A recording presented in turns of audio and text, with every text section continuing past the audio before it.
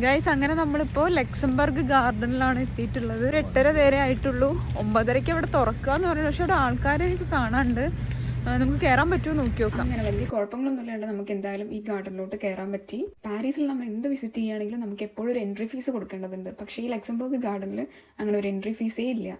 ഒരുപാട് ആൾക്കാർ ഈ മോർണിംഗ് ആക്ടിവിറ്റീസിന് വേണ്ടിയിട്ട് ഇവിടെ വരുന്നുണ്ട്. 25 ഹെക്ടേഴ്സ് എങ്ങാണ്ട് ആയിട്ടാണ് ഈ ഒരു ഗാർഡൻ ഉള്ളത്. കാണുമ്പോൾ ഒരു നോർമൽ ഗാർഡൻ ആണെങ്കിലും അതിന് എന്തോ ഒരു പ്രത്യേക ഭംഗിയുണ്ട്. കൂടാതെ ഈ ഗാർഡന്റെ തൊട്ടടുത്തായിട്ട് ഒരു പാലസ് ഉണ്ട്. അതും അടിപൊളിയാണ് കാണാൻ. ഈ ഒരു ഗാർഡനിൽ തന്നെ 500-ൽ കൂടുതൽ പെയറും ആപ്പിളും ഇല്ലേ, അതിൻ്റെ ഡിഫറെൻറ്റ് വെറൈറ്റീസ്, ഓൾഡ് വെറൈറ്റീസും അങ്ങനെ ഒരുപാടുണ്ട് എന്നാണ് പറഞ്ഞു കേട്ടത്. അതുപോലെ തന്നെ ഓർക്കിഡ് വെറൈറ്റീസും. പിന്നെ ഇവിടെ ഈ കാണുന്ന സ്റ്റാച്യൂസ് ആ സ്റ്റാച്യൂസാണ് അവിടെ ഏറ്റവും, അതായത് ഒരു 100-ൽ കൂടുതൽ സ്റ്റാച്യൂസ് നമുക്ക് അവിടെ കാണാമെന്നാണ് പറയുന്നത്. പക്ഷേ നമ്മളെ കൊണ്ട് അത്രയും കൂടുതൽ കാണാൻ പറ്റിയിട്ടില്ല. പിന്നെ അവിടെ നമുക്ക് ഏറ്റവും ഇഷ്ടമായിട്ടുള്ളൊരു സ്ഥലം ഈ ഒരു കാണുന്നതാണ്. അത് നമുക്ക് ഈ ഫോട്ടോയിൽ എത്രത്തോളം, ഈ ഒരു വീഡിയോയിൽ എത്രത്തോളം അതിൻ്റെ ഭംഗിയുണ്ടെന്ന് പറയാനേ പറ്റില്ല. കണ്ണിന് അത്രയും ഭംഗി. ഒരുപാട് ഫോട്ടോഷൂട്ട്സും കാര്യങ്ങളൊക്കെ അവിടെ നടക്കുന്നുണ്ടായിരുന്നു. നമുക്കത് വീഡിയോ എടുക്കാനുള്ള ബുദ്ധിമുട്ടുകൊണ്ടാണ് നമ്മൾ വീഡിയോ എടുക്കാൻ.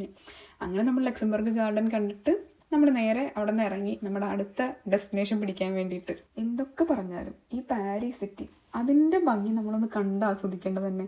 കാരണം എപ്പോഴും എല്ലാ കെട്ടിടങ്ങളും ഒരു വിൻറ്റേജ് ലുക്ക് കീപ്പ് ചെയ്യുന്ന കെട്ടിടങ്ങൾ. എവിടെ നോക്കിയാലും ആ ഒരു പഴയ രീതി, അതായത് ഈ കെട്ടിടങ്ങളൊക്കെ ഒരുപാട് പഴക്കമുള്ളതാണ്. മേ ബി ആ ഒരു ടൈമിൽ പണിതുകൊണ്ടായിരിക്കും ഈ ഒരു ലുക്ക് കീപ്പ് ചെയ്യണത്. നമ്മളങ്ങനെ വിചാരിച്ചിട്ടുണ്ടായിരുന്നു ഏത് ട്രിപ്പ് നമ്മൾ നടത്തണോ അവിടെ നിന്നൊരു സൊവനിയർ നമ്മൾ മേടിക്കണം എന്നുള്ളത്. അങ്ങനെ നമ്മളൊരു സൊവനിയർ മേടിക്കാൻ വേണ്ടി കയറിയതാണ്. പക്ഷെ എല്ലാ ഐറ്റങ്ങൾക്കും വിലയായിരുന്നു. അങ്ങനെ നമ്മൾ അവിടെ നിന്ന് മേടിച്ചില്ല, പക്ഷെ നമ്മൾ മേടിച്ചു. അതൊക്കെ വരും വീഡിയോസിൽ കാണാം. അപ്പോൾ ബൈ.